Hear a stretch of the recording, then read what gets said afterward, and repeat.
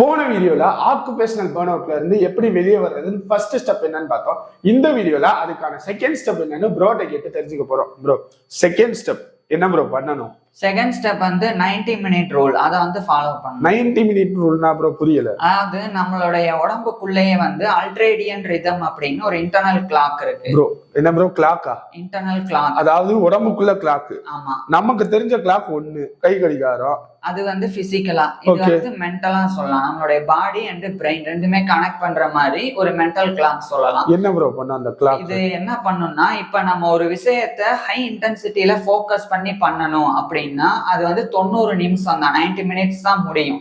அதுக்கு மேல நம்மளால போக்கஸே பண்ண முடியாது. புரியல ப்ரோ. ஒரு வேளை நம்ம பார்த்தோம்னா அது 90 மினிட்ஸ் தான் நம்மளால போக்கஸ்டா பண்ண முடியும். அதுக்கு மேல வந்து போக்கஸ்டா பண்ண முடியாது. கொஞ்சம் கொஞ்சமா நம்மளுடைய மூளை வந்து மழுங்க ஆரம்பிக்கும். அந்த நேரத்துலதான் வந்து போக்கஸ் வந்து மாறும். வேற எதையாவது சிந்தனைக்குள்ள போறது. என்னதான் நம்ம அந்த வேலையை பார்க்கணும்னு முயற்சி செஞ்சாலும் அந்த வேலையை பார்க்க முடியாத நிலை வந்து அந்த நேரத்துல ஏற்படும். ஸோ அப்படி ஏற்படக்கூடிய அந்த சுழற்சி தான் வந்து இந்த அல்ட்ரேடியன் ரிதம் அப்படின்றது. இப்ப இது எதனால நடக்குது அப்படின்றத சொல்றேன். பொதுவா நம்மளுடைய உடம்புல இருக்கக்கூடிய செல்களுக்குள்ள மைட்ரோகாண்ட்ரியா அப்படின்னு ஒரு பவர் அந்த மைட்ரோகாண்ட்ரியா தான் நம்ம சாப்பிடக்கூடிய உணவையும் அதே மாதிரி நம்ம சுவாசிக்கக்கூடிய ஆக்சிஜன் இந்த ரெண்டையுமே இணைச்சு ஒரு ஆற்றல் மூலக்கூறா மாற்றும், ஒரு எனர்ஜி மாலிக்யூலா மாற்றும். அதுதான் வந்து இந்த அடினோசின் ட்ரைபாஸ்பேட் ஏடிபி அப்படின்றது. இதுதான் வந்து எனர்ஜி கரன்சி அப்படின்னு அழைக்கப்படும். அதாவது ஏடிபி அப்படின்னா ஒரு எனர்ஜி கரன்சி. இது என்னன்னு சொல்றேன். இப்ப நம்மளுடைய உடம்புல இருக்கக்கூடிய செல்கள் வந்து ஒரு வேலையை செய்யணும்னா அதுக்கு இந்த ஏடிபியை செலவு பண்ணணும். நமக்கு எப்படி ஏதாவது ஒண்ணு வாங்கணும்னா நம்ம பணம் செலவு பண்ணணும். அதே மாதிரி செல்கள் வந்து ஒரு விஷயத்தை செய்யணும்னா இந்த ஏடிபியை செலவு பண்ணணும். அதனாலதான் இதுக்கு எனர்ஜி கரன்சி அப்படின்னு பேரு. உதாரணத்துக்கு இப்ப நம்ம ஏதாவது ஒண்ணு தூக்குறோம் அல்லது நம்ம ஏதாவது ஒண்ணு போக்கஸ் பண்றோம், அந்த நேரத்துல நம்மளுடைய செல்கள் ஆனது இந்த ஏடிபியை வந்து பர்ன் பண்ணும். அதை வந்து உடைச்சு அதுல இருந்து ஆற்றலை பெறும். அதுக்கப்புறம் தான் அது வந்து அந்த செயலே நடக்குது. சோ இப்படி வரக்கூடிய இந்த ஏடிபி வந்து கிட்டத்தட்ட நம்மளுடைய மூளையில இருக்கக்கூடிய நரம்பு செல்களான நியூரான்ஸ் வந்து நம்ம ஒரு விஷயத்தை ஹை இன்டென்சிட்டியில போக்கஸ் பண்ணும்போது இதை பயன்படுத்தி தான் நமக்கு அந்த போக்கஸை கொடுக்கும். புரியுதா? அதாவது ஏடிபிய வந்து எனர்ஜி கரன்சியா பயன்படுத்தி தான் நம்மளுடைய மூளையில இருக்கக்கூடிய நரம்பு செல்கள் வந்து நமக்கு போக்கஸே கொடுக்கும். இப்ப என்ன நடக்கும் அப்படின்னா 90 நிமிஷத்துக்கு மேல நம்ம ஒரு வேலை இன்னும் போக்கஸ் பண்ணி அந்த ஒர்க் பார்க்க ஆரம்பிக்கிறோம்னா அப்ப நிறைய கான்சிக்வன்சஸ் ஏற்படும். அதுல முதல் விஷயம் தான் மென்டல் ஃபாக். மென்டல் ஃபாக்னா என்னன்னு சொல்றேன். இப்ப நான் ஏடிபின்னு சொன்னேன்ல, மூளையில வந்து ஏடிபி வந்து அந்த செல்கள் வந்து செலவு பண்ணும். இது செலவாகும் போது கழிவாகவும் மாறும், வேஸ்டா மாறும். எப்படின்னா இப்ப உதாரணத்துக்கு ஒரு பேப்பர் இருக்கு, அதை எரிக்கிறோம். எரிச்சா எரிஞ்சு நெருப்பு அதுக்கப்புறம் காத்தா போயிருமா? போகாது, வேஸ்ட் இருக்கும் இருக்குல்ல. அதே மாதிரிதான் ஏடிபி வந்து எரிஞ்சு முடிச்சதுக்கு அப்புறமா அடினோசின் அப்படின்ற ஒரு மெட்டபாலிக் வேஸ்டா மாறிடும். அந்த வேஸ்ட் வந்து மூளையில தங்க ஆரம்பிச்சிடும். இந்த அடினோசின் என்ன பண்ணும்னா நமக்கு தூக்கத்தை வர வைக்கும். அந்த வேஸ்ட்னால நமக்கு தூக்கம் வரும். அதே சமயம் தலை பாரமா இருக்கும், தலை வலிக்க ஆரம்பிக்கும், கொஞ்சம் கொஞ்சமா பதற்றம். அதனாலதான் வேலை பார்க்கல நமக்கு தூக்கமோ தலைவலியோ வருது. அது கரெக்டா நீங்க கவனிச்சா தெரியும். 90 நிமிஷம் முடிஞ்சதுக்கு அப்புறம் தான் இது கொஞ்சம் கொஞ்சமா இதுதான் கான்சிக்வன்சஸ். அப்ப இது நடக்க ஆரம்பிச்ச உடனே கொஞ்சம் கொஞ்சமா ஃபர்ஸ்ட் கான்சென்ட்ரேஷன் டிராப் ஆகும், மிஸ் ஆகுது, வெளியே போவோம். ஆமா, அதுக்கப்புறம் வந்து ஸ்ட்ரெஸ் லெவல் வந்து இன்க்ரீஸ் ஆக ஆரம்பிச்சிரும். என்னடா இன்னும் வேலை முடியல ஸ்ட்ரெஸ் வந்து வரும். மூணாவதா வந்து எரர் பண்ண ஆரம்பிப்போம், அந்த வேலையை வந்து தப்பா செய்ய ஆரம்பிப்போம், இன்னும் போக்கஸ் பண்ணி பண்ண ட்ரை பண்ணா. சோ இதுதான் வந்து இந்த ஆக்குபேஷனல் பர்ன் அவுட்டோடைய பிசிக்கல் ஸ்டார்டிங் பாயிண்ட். உடல் ரீதியான ஒரு பாதிப்பு இங்கதான் வந்து காமிக்க ஆரம்பிக்கும், ஒரு சிம்டம்ஸ் சொல்லலாம். அப்ப இதுல இருந்து வெளியே வர்றதுக்கு நம்ம பண்ண வேண்டியது வந்து ஸ்ட்ராட்டஜிக் மைக்ரோ பிரேக்ஸ். அப்படின்னா ப்ரோ என்னன்னா இப்ப 90 நிமிஷம் நம்ம தொடர்ந்து வேலை பார்த்தா இந்த ஏடிபி வந்து தொடர்ந்து நம்மளுடைய நியூரான்ஸ் வந்து அதை செலவு பண்ணி அதை அடினோசின் அப்படின்ற மெட்டபாலிக் வேஸ்டா கழிவா மாத்துது. இப்ப அது தேங்குறனால தானே நமக்கு இது. அப்ப இதுக்கிடையில நம்ம என்ன பண்ணோம்னா குறைஞ்சது 10ல இருந்து 15 நிமிஷம் வந்து அமைதியா வந்து அந்த வேலையை விட்டு வெளியே வந்து அமைதியா உட்காரணும், தண்ணி குடிக்கலாம், இல்லைன்னா கொஞ்சம் நடக்கலாம். இந்த மாதிரி பண்ணும்போது என்ன ஆகும்னா மூளையில இருக்கக்கூடிய அந்த மெட்டபாலிக் வேஸ்ட்டை வந்து நம்மளுடைய மூளை வந்து சுத்தப்படுத்தி அனுப்பிடும். அதே சமயம் ஏடிபி இருக்குல்ல, அது மறுபடியும் மூளைக்கு தேவையான அளவு வந்து வந்துடும். இப்ப உதாரணத்துக்கு நீங்க ஒரு மாசம் வந்து ஒரு 20,000 ரூபாய் சம்பாதிக்கிறீங்க, நீங்க 30,000 ரூபாய் செலவு பண்றீங்க, என்ன ஆகும்? இங்க ஒரு ஷார்டேஜ் வரும். அப்ப மாசத்துக்கு 20,000 ரூபாய் செலவு பண்ணிட்டு அடுத்த ஒரு 10 நாளோ 15 நாளோ நீங்க செலவு பண்ணாம இருந்தா அப்ப அடுத்து கிடைக்கக்கூடிய 20,000 ரூபாய் உங்களுக்கு யூஸ்ஃபுல்லா இருக்கும். அந்த மாதிரி இந்த ஏடிபி நம்மளுடைய செல்ஸ் வந்து 90 மினிட்ஸ் செலவு பண்ணதுக்கு அப்புறம் நம்ம அமைதியா விட்டுட்டோம்னா மறுபடியும் ஏடிபி வந்து வந்துடும். அதே சமயம் இந்த அடினோசின் வந்து கிளியர் ஆகும். எப்படி கிளியர் ஆகும்னா நம்மளுடைய மூளையிலையும் முதுகுத்தண்டுலையும் சேர்ந்து வந்து செரிப்ரோஸ்பைனல் ஃப்ளூயிட் CSF அப்படின்னு ஒரு திரவம் இருக்கு. இந்த திரவம் தான் வந்து மூளைக்குள்ள ஃப்ளோ ஆகி, அதாவது மூளைக்குள்ள பாய்ஞ்சு அதுல இருக்கக்கூடிய அடினோசினை வந்து கழிவை அடிச்சுட்டு போயிடும்.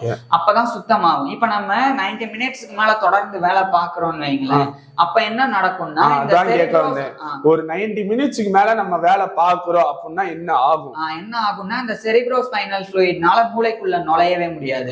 ஏன் நுழைய முடியாதுன்னா நம்ம ஃபோக்கஸ் பண்ணி ட்ரை பண்ணி ரொம்ப அந்த மூளையை போட்டு கசக்கும் போது மூளைக்குள்ள ரத்த ஓட்டம் அதிகமா இருக்கும். அப்ப செரிப்ரோஸ்பைனல் ஃப்ளூயிட் வர்ற பாதையில ஒரு அழுத்தம் ஏற்பட்டு அது வந்து சுருங்கும். ஏன்னா இன்னொரு பாதையில ரத்தம் அதுல பயங்கரமா ஃப்ளோ ஆயிட்டு இருக்கு.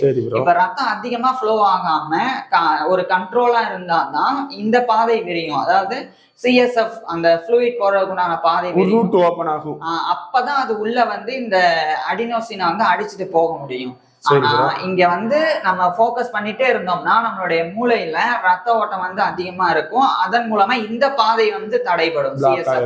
அதே சமயம் நியூரான்ஸ், அந்த நியூரோ செல்களும் வந்து ரொம்ப ஹை இன்டென்சிட்டியில ஒர்க் பண்ண ட்ரை பண்ணும் போது அதுவும் ரொம்ப நெருக்கமா மாறிடும். விலகி நின்னாதான் பாதை உருவாகும். அது நெருங்கிட்டா என்ன ஆகும்? பாதை உருவாகும். இதெல்லாம் தடைப்படுறனால மூளையில அடினோசின் அப்படியே நின்னுரும், ஏடிபியும் தீந்துரும். இன்னொரு பக்கம் அந்த அடினோசினை கிளியர் பண்ணவும் முடியாம நம்மளுடைய மூளை கஷ்டப்படும். அப்பதான் நமக்கு தூக்கம் வர்றது, கோபம் வர்றது, எரிச்சல் வர்றது, தலை வலிக்கிறது, இதெல்லாமே வந்து நடக்குது. சரி ப்ரோ, இப்போ அந்த நீங்க சொல்றீங்கல்ல 90 மினிட்ஸ் ஒர்க் பண்ணணும்னு, இப்போ ஆபீஸ்ல 90 அதாவது லாஸ்ட் மினிட் ஒர்க்னு கொடுப்பாங்க. அந்த ஒர்க்கை வந்து நம்ம எப்படி ப்ரோ 90 மினிட்ஸ்ல முடிக்க முடியாதுன்னு தெரிஞ்சிருச்சு, உட்கார்ந்து வேலை பார்த்தா தான் முடிக்க முடியும்னு தெரியுது, அப்ப எப்படி ப்ரோ நம்ம அந்த பிரேக் எடுக்கிறது? அந்த பிரேக் வந்து எடுத்தே தான் ஆகணும். அதாவது நமக்கு வந்து ஒரு வேலை முடியணும் முக்கியமா, நம்மளோட ஹெல்த் முக்கியமா அப்படின்னா ஹெல்த் தான். அதே மாதிரி இப்ப நீங்க வந்து சொல்றீங்க ஒரு லாஸ்ட் மினிட் ஒர்க்குன்னு கொடுப்பாங்க, அதை முடிச்சே ஆகணும்னு. இந்த லாஸ்ட் மினிட் ஒர்க்குன்னு எப்ப வரும்? கடைசி நேரத்துல தான். அதான் கடைசி நேரத்துல எதனால வருது? ஏதாச்சும் எமர்ஜென்சில மறந்துருப்பாங்க சொல்றதுக்கு, அது அவங்க மிஸ்டேக். ஒருவேளை நம்ம மிஸ்டேக்னால நம்ம தள்ளி போட்டு பண்ணா அது நம்ம தப்பு. அதுவே வந்து நம்மளுடைய பாஸ் ஓனர் சைடுல இருந்து வந்துச்சு, அவங்க தரப்புல இருந்து வந்தா நம்ம அதை சொல்லி புரிய வைக்கலாம். அதாவது நான் ட்ரை பண்றேன், நான் பண்ண முயற்சிக்கிறேன், ஆனா இது சரியா வராம போயிருச்சுன்னா அது கஷ்டமாயிரும் அப்படின்றத அவங்களுக்கு தெளிவுபடுத்தலாம். இதான் நம்ம ஃபர்ஸ்டே சொல்லியிருந்தோம் முதல் வீடியோல, கான்செப்ட் ஆஃப் பவுண்டரி செட்டிங் அப்படின்னு. அந்த ஒரு எல்லையை நம்ம வகுக்கணும் அப்படின்னு. சோ அதுக்கு அதுலயே ஆன்சர் இருக்கு. அதனால சோ இந்த 90 மினிட்ஸ் இருக்குல்ல, அதுக்கப்புறம் நம்ம 10 மினிட்ஸ் கேப் விடும்போது இந்த மூளை வந்து கொஞ்சம் ஃப்ரீயாகும். அப்ப CSFன்ற ஃப்ளூயிட் வேகமா உள்ள வந்து அடினோசின் அப்படின்ற கழிவை அடிச்சுட்டு போயிடும். இப்ப தூக்கம் போயிடும். அந்த 10 மினிட்ஸ் கேப்ல என்ன பண்ணணும்? அந்த அமைதியா உட்கார்ந்து இருக்க. ரீல்ஸ் பார்க்க கூடாது, யூடியூப் அதெல்லாம் பார்க்க கூடாதா? அதெல்லாம் பார்க்க கூடாது. ஏன் பார்க்க கூடாதுன்னா மறுபடியும் நீங்க ரீல்ஸ் யூடியூப் எல்லாம் பாக்குறீங்கன்னா மறுபடியும் நீங்க போக்கஸ் பண்றீங்க. போக்கஸ் இல்ல ப்ரோ, மைண்ட் டைவர்ட்டுக்காக தான. ஒர்க்ல இருந்து ஃப்ரீ ஆகுறதுக்கு, ஒர்க்ல இருந்து ஃப்ரீ ஆகுறதுக்கு தான். ஆனா அப்ப கூட ஒரு விஷயத்தை நீங்க கவனிக்கிறீங்க அமைதியா இல்லாம. அப்ப என்ன நடக்கும்னா மூளையில டோபமின் அப்படின்ற ஹார்மோன் அது வந்து சுரக்கும். இந்த டோபமின் வந்துருச்சுன்னா இது ஃப்ளட் ஆக ஆரம்பிச்சிடும். அப்ப நான் ஏற்கனவே சொன்னேன், மூளையில வந்து ரத்த ஓட்டம் அதிகமா இருந்தா CSFனால உள்ள நுழைய முடியாது. அப்ப இங்க ரத்த ஓட்டமும் அதிகமாகுது, நீங்க ரீல்ஸ் பார்க்கும்போது டோபமினும் சுரக்குது. இப்ப இன்னும் பாதை ரொம்ப சுருங்கும்ல CSF வர்றதுக்கு. அப்ப அடினோசின் கிளியரே ஆகாது. அப்ப தற்காலிகமா அந்த 10-15 நிமிஷம் உங்களுக்கு வந்து ஒரு மைண்ட் டைவர்ஷன் கிடைக்கும், ஒரு சந்தோஷம் இருக்கும். ஆனா அதை பார்த்து முடிச்சதுக்கு அப்புறம் மறுபடியும் ஒர்க்ல போய் உட்காரணுமா ஒரு சலிப்பு வரும், இதை பண்ணணுமா அப்படின்னு. இதுதான் ஆக்குபேஷனல் பர்ன் அவுட் அப்படின்னு. சரி ப்ரோ, இப்ப இன்னொன்னு கேக்குறேன். நீங்க சொன்னீங்கல்ல இது இப்படி பண்ணணும்ட்டு, நம்ம அமைதியா உட்கார்ந்து இருந்தோம்னா நமக்கு மைண்ட் வேற சைட்ல தாட் போகுது. இப்போ ஐயோ இந்த மாசத்துக்குள்ள இந்த இது இஎம்ஐ கட்டணும், இந்த மாதிரி ஒரு டென்ஷனுக்குள்ள நம்ம போறோம்ல. அதாவது நம்ம வந்து டென்ஷனுக்குள்ள எப்ப போறோம்னா நம்மளுடைய உடம்புல நடக்கக்கூடிய ஹார்மோன் மாற்றங்கள் தான். கார்டிசோல் அப்படின்னு ஒரு ஹார்மோன் இருக்கு, அது சுரக்கும் போதுதான். அதே மாதிரி அட்ரினலின் இன்னொரு ஹார்மோன். இதெல்லாம் தான் நமக்கு பயம், பதற்றம், மன உளைச்சல் இதெல்லாம் ஏற்படுத்துது. நீங்க அமைதியா உட்காரும் போது இந்த 90 மினிட்ஸ் இருக்குல்ல, அங்க இருந்து ஒரு கேப். அப்ப நீங்க வந்து ஒர்க்ல இருந்து வெளியே வந்துட்டீங்க, அமைதியா இருக்கீங்க. நீங்க தண்ணி குடிச்சிட்டு அமைதியா உட்கார்ந்து இருக்கும் போது கண்டிப்பா அந்த தாட்ஸ் எல்லாம் ஆரம்பத்துல வரும். ஆனா இது பழக பழக வந்து அந்த தாட்ஸ் எல்லாம் கொஞ்சம் கொஞ்சமா நிக்க ஆரம்பிச்சிடும். ஏன் நிக்க ஆரம்பிக்கும்னா உங்க ஸ்ட்ரெஸ் வந்து குறைய ஆரம்பிச்சிடும் அந்த நேரத்துல. அதை வந்து நம்மளுடைய மைண்ட் வந்து அடாப்ட் பண்ணிக்க ஆரம்பிச்சிடும். ஓகே 90 மினிட்ஸ் ஒர்க் பண்றோம், அதுக்கப்புறம் ஒரு கேப். அதனாலதான் நீங்க ஸ்கூல்ல பாத்தீங்கன்னா ஒரு பீரியட் 45 மினிட்ஸ் இருக்கும், 2 பீரியடுக்கு ஒரு தடவை இன்டர்வல்.